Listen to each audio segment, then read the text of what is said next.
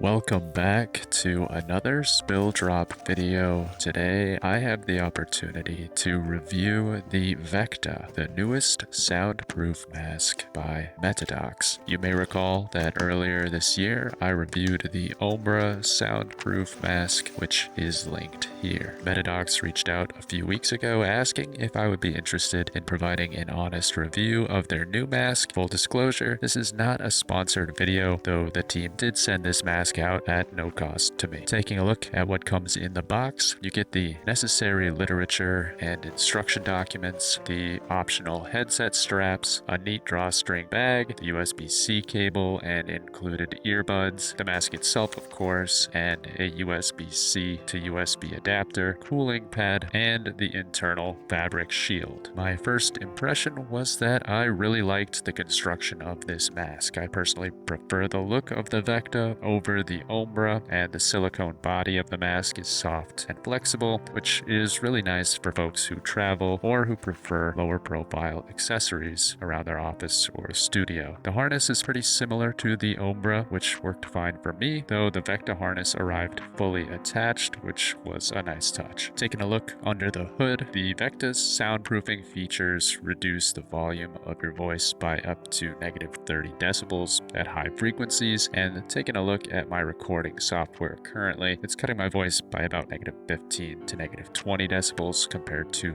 my standard tone without the mask. This mask also has a built-in microphone with up to 24-bit resolution, and the sound is pretty clear, as you can probably tell. I'm using pretty minimal filters for my audio, and I've been wearing the mask this whole time, if you can't really tell. The other cool thing, no pun intended, about this mask is the cooling pad that was included, which appears similar to a freezer pack that you'd use in a cooler and fits right in front of your mouth to help cool off the interior of the mask while it's in use. Definitely something that could come in handy during long recording sessions. In terms of fit, this mask is fairly comfortable. However, I think that masks are generally more pleasant for users without facial hair.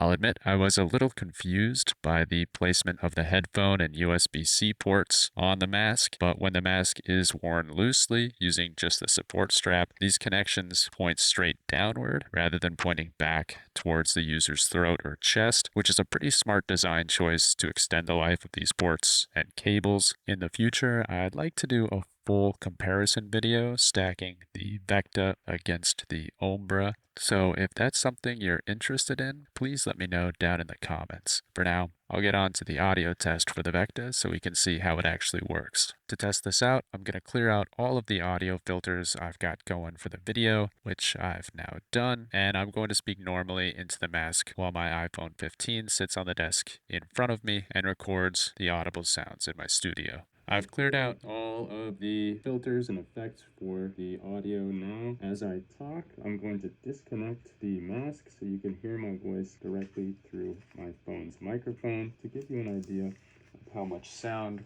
was muffled or blocked by the mask. And now I'll go ahead and put the mask back on to complete the test by shouting loudly into the mask for a few seconds, completely peeking out the microphone so that way you could tell that this is about as loud as anyone would ever need to be while they are in a room talking or gaming or anything like that. Like, this is about as loud as anyone would ever need to be. And that's the testing completed for now. In the last review, folks were asking for singing or straight up screaming. So if that's something that you really want to see for the Ombra and the VEKTA, then I'll gladly do that when I compare the two together. And if there's anything else you want to suggest for the testing, let me know down in the comments section. In terms of soundproofing, the VEKTA does seem to let a little bit more sound through than the Ombra from what I've seen so far, but I'm really interested in testing them side by side to see how they stack up, with a 1 being no soundproofing whatsoever and a 10 being complete silence outside the mask while I'm using it. I'm going to give the VEKTA a 7 out of 10 for its soundproofing. In terms of comfortability, I'll give this mask an 8 out of 10. It will probably score higher for folks who don't have facial hair, but that's really my only gripe about how it fits and feels. The materials used are really nice, and the VEKTA seems well made, so